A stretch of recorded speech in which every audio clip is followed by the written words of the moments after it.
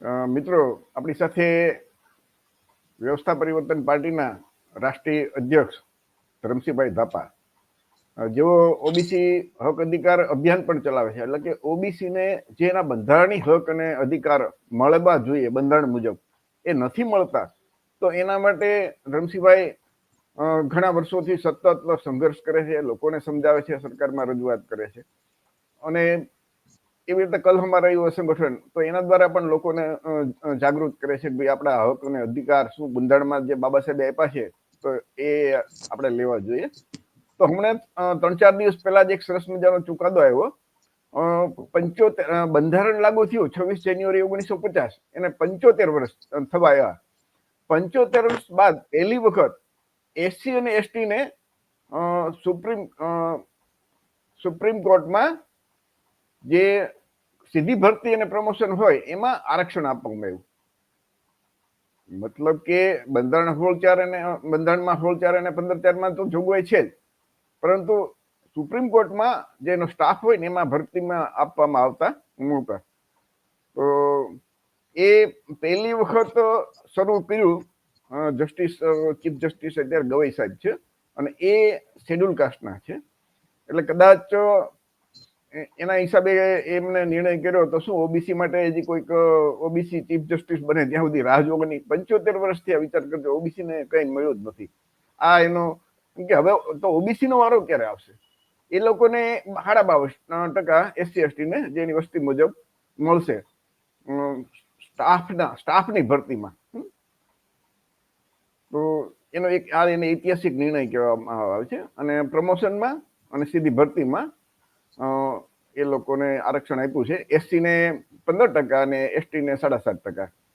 આ અનામત છે ને એ ન્યાયાધીશો માટે નથી, પરંતુ registrar, senior personal assistant, librarian, junior court assistant અને ચેમ્બર એટેન્ડન્ટ આવી જે નાની ઓલી જે બધી પોસ્ટ હોય એના માટે આ નિર્ણય લેવાય. અને જે સીજીઆઈ એટલે ચીફ જસ્ટિસ ગોએ આ એક ઐતિહાસિક નિર્ણય લીધો.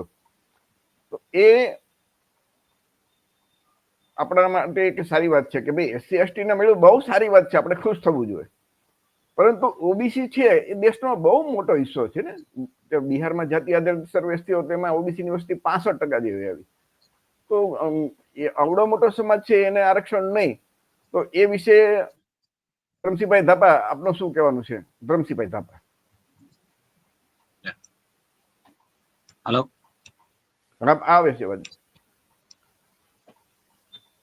અવાજ આવે છે તમારો, બોલો. હા, નેટ નો પ્રોબ્લેમ છે. હા, એટલે વાંધો અવાજ આવે છે તમારો, આવે છે.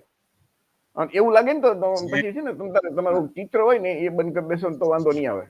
ખાલી ગવાઈ સાહેબે જે ઐતિહાસિક નિર્ણય આપ્યો કે એસસી એસટી ને જે 75 વર્ષે જે પ્રમોશન ની વાત આવી, તો ખરેખર તો ઓબીસી ને તો આઝાદ થયા અત્યાર સુધી તો અન્યાય થતો આવ્યો છે. ગવાઈ સાહેબ ને એની ઉપર ધ્યાન આવ્યું ન આવ્યું ભાઈ. તો ઓબીસી સાથે તો રાજકીય પાર્ટી દ્વારા અન્યાય કરવામાં આવેલો છે.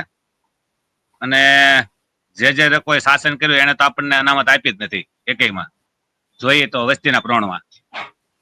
જ્યારે બાબા સાહેબે સંવિધાનમાં 15(4) ને 16(4) કલમ મુજબ કીધું કે ભાઈ રાજ્યપાલે સર્વે કરવો રાજ્ય, તો એ સર્વે ને આધારિત આપણને વસ્તી પ્રમાણે અનામત કયો આરક્ષણ કયો મળવું જોઈએ.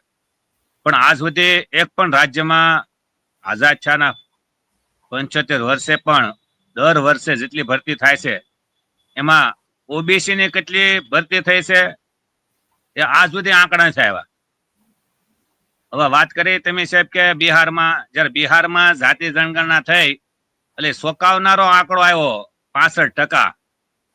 હવે આ આંકડાના હિસાબે જે મનુવાદી પાર્ટીઓ છે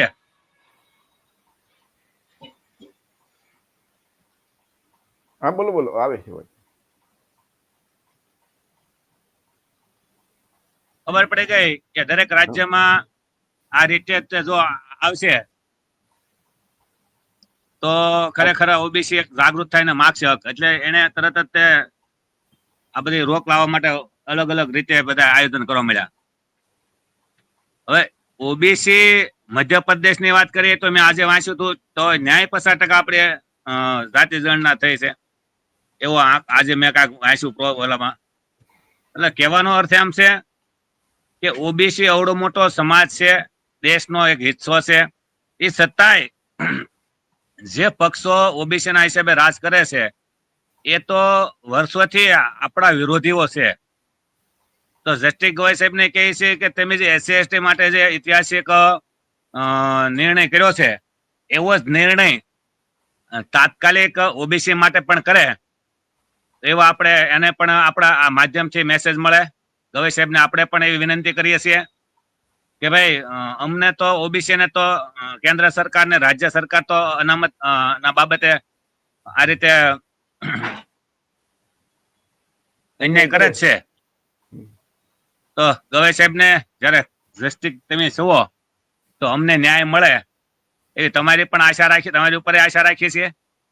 જાજુ તો નહીં કહેતા, જ્યાં સુધી આપણે ઓબીસી ની સરકાર ન બનાવીએ ત્યાં સુધી ઓબીસી ની સરકાર હશે તો ઓબીસી ને વસ્તીના પ્રમાણમાં આપણે ગમે તે વસ્તુ મેળવી શકશું. તો ઓબીસી દેશનો અને રાજ્યનો ઓબીસી જાગૃત થવો જોઈએ કે ભાઈ ઓબીસી ના કલેક્ટર, જજ, આઈપીએસ, આઈએસ જોતા હોય તો આપણી સરકાર બનાવી જ જોઈએ. આ મેસેજ થી જ બધાને ખબર પડી જોઈએ કે ભાઈ 3% વાણિયા બ્રાહ્મણો પોતાની સરકાર બનાવીને જો બધું હાંસલ કરી શકતા હોય 85% લોકોના મત લઈ, તો ઓબીસી એસસી એસટી આ 85% છે. તો 85% લોકોને જાગૃત થવું જોઈએ, એક થવું જોઈએ. આપણે જે રાજકીય પક્ષો આપણને અનામત આરક્ષણ આપવા ન માંગતા હોય એને આપણે 7% ન દેવો જોઈએ, બહિષ્કાર કરવો જોઈએ. બરોબર છે. એટલે ખાસ કરીને જસ્ટિસ સાહેબે જે ગવાઈ સાહેબે નિર્ણય કર્યો એસસી એસટી માટે એવો જ નિર્ણય આજકાલમાં ઓબીસી માટે કરી નાખે તો ડબલ ઐતિહાસિક થઈ જાય એવી પણ આપણે સાહેબ એવી આશા રાખીએ છીએ. અને ખાસ કરીને જો સાહેબ આપણે વાત કરીએ કે આપણા કોળી કે ઓબીસી એસસી એસટી માં આવતી તમામ જ્ઞાતિઓ ખોટા હરક પદુડા થઈને આ 2-3% વાણિયા બ્રાહ્મણની પાર્ટીમાં કામ કરે છે. પછી એસસી નો હોય કે એસટી નો હોય કે ઓબીસી નો હોય એ હરક પદુડા છે. હવે એને ખબર, હવે એ પોતે જ્ઞાની હોય તો એને ખબર પડી જાય કે ભાઈ હું ઓબીસી માં આવું છું કે એસસી માં આવું છું કે એસટી માં આવું છું તો મારા ઓબીસી એસસી એસટી ના સમાજના જે અધિકારો છે આજ કોંગ્રેસ હોય કે ભાજપ હોય કે આમ આદમી પાર્ટી હોય એ ખતમ કરી રહી છે. તો એ ખતમ કરી હોય તો આપણે તો દુશ્મનને સાથ સહકાર દેવી છીએ. તો આપણે દેખો તો કોઈ નાલાયક માણસ ન કહેવાય કે જે દુશ્મનને આપણે સાથ સહકાર દઈએ. આપણે સમાજદ્રોહી ન બનવું જોઈએ, સમાજ પ્રેમી બનવું જોઈએ.